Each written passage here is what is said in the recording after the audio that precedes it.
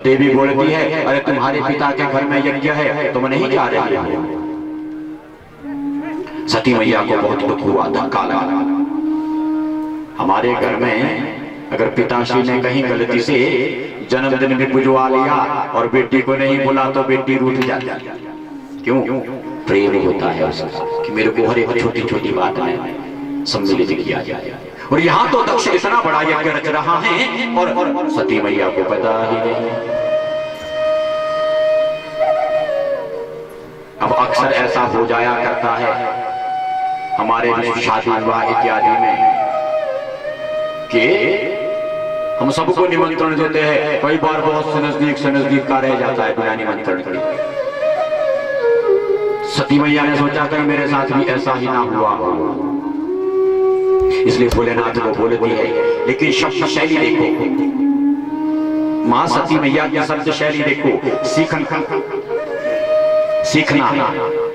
सती मैया ने ये नहीं कहा कि मेरे पिता दक्ष के घर में यज्ञ है, भोलेनाथ को बता रही हैं कि हे पतिदेव, आपके ससुर के घर में यज्ञ है। क्यों? ताकि अपनत्व जागे।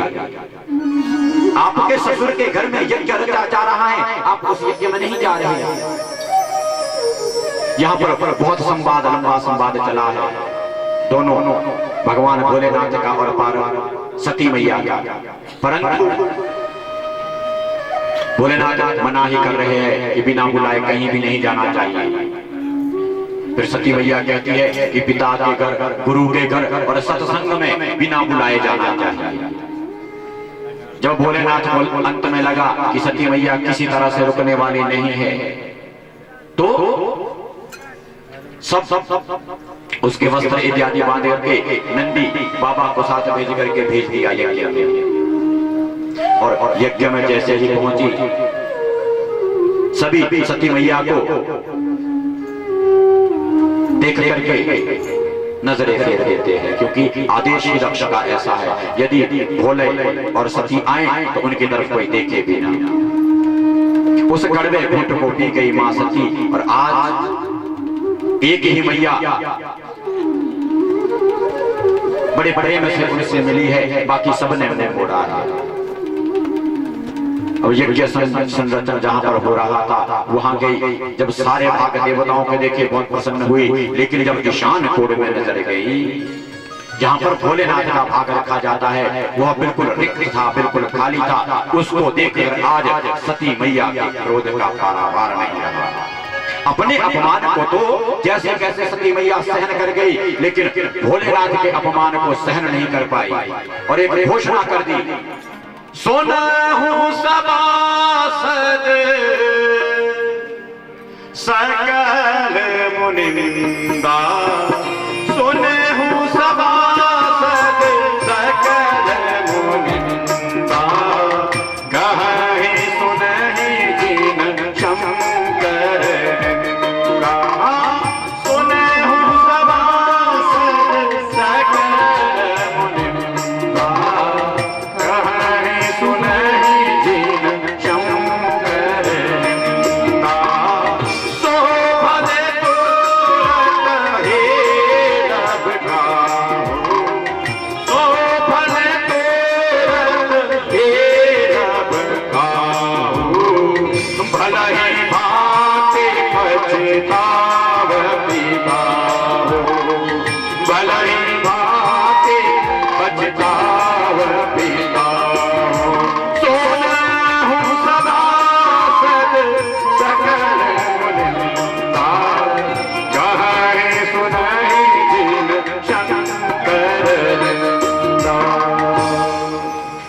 सभासदों, हे मुनियों, हे ऋषियों, हे देवताओं, सुनो।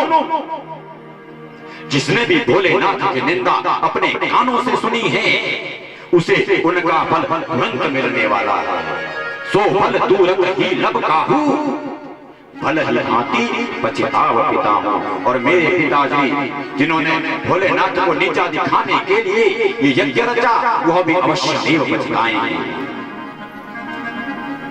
भोलेनाथ को यज्ञ में ना बुलाना क्या है? किसी के कल्याण हेतु यज्ञ को ना रचना, अपने अहंकार अवश्य को रचना, या दूसरों के कल्याण के लिए, दूसरों को नष्ट करने के लिए जो यज्ञ रचा जाता है उसके फल हर समय पूरे ही मिलते हैं, उसका पूरा फल ही हमारे समक्ष आता है। तुरंत तुम्हें वो फल मिलेगा जिसने भोलेनाथ की निंदा सुनी है। और उसी समय मां भगवती ने अपनी योगाग्नि से एक अग्नि को प्रकट किया और उसी दक्ष के यज्ञ के सामने अपने शरीर को, देह को वहीं पर ही जलाना प्रारंभ कर दिया। और जैसे ही मां सती मैया का शरीर जलने लगा, नंदीश्वर इत्यादि जो गण आए थे उन्होंने उपद्रव उस यज्ञ में कर दिया, ध्वंस उस यज्ञ को करना प्रारंभ कर दिया। लेकिन उसी समय भृगु ऋषि ने रक्षोग्न मंत्र पढ़ करके, प्रातःकाल हमारे भी पूजा में मंत्र पढ़ा जाता है भूत प्रेत पिशाचों को भगाने के लिए, अवसर्वन्तु देवभूता ये भूता भूमि सरिता ये भूता विघ्न करता रस्ते नश्यन्तु शिवा गया। सबको मंत्र पढ़ करके भगा दिया और भागे भागे आज दूध भोलेनाथ के पास आए। अरे भोलेनाथ जागो, अब तो अपनी समाधि खोलो। वहां आपकी अर्धांगिनी सती मैया ने अपना शरीर का दहन कर दिया है, आप अभी भी तक पर बैठे हैं।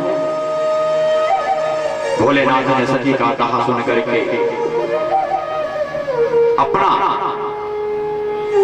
क्रोध प्रकट किया, अपने क्रोध और आवेश में आकर के अश्रुपात उनकी आंखों से हुआ और उन अश्रुपातों से तीनों आंखों से आंसू निकले, सूर्य नेत्र, चंद्र नेत्र और अग्नि नेत्र से जब आंसू निकले उससे रुद्राक्षों की उत्पत्ति हुई। 14 प्रकार के रुद्राक्ष बने, समय मिलेगा अवश्य मैं उसके बारे में चर्चा करूंगा।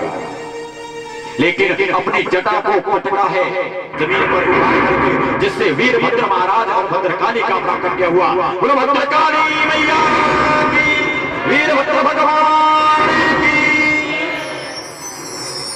दोनों का प्राकट्य हुआ और आदेश दिया कि जाकर के दक्ष के यज्ञ को विध्वंस कर दो। आए हैं वीरभद्र, वायु वेग से भागते हुए आए हैं और उस यज्ञ को पूर्ण रूप से विध्वंस कर दिया। सब देवताओं के, भूखा देवता के दांत तोड़ दिए और भृगु की दाढ़ी को खींच लिया और अंत में सभी देवताओं को भगा करके दक्ष के सिर को काट करके उसकी पूर्णाहुति दे दी और विध्वंस हो गया संपूर्ण यज्ञ। यज्ञ के विध्वंस होने के बाद सभी देवताओं कुछ समय एकत्रित हुए। अब सबको गलती का एहसास होता है।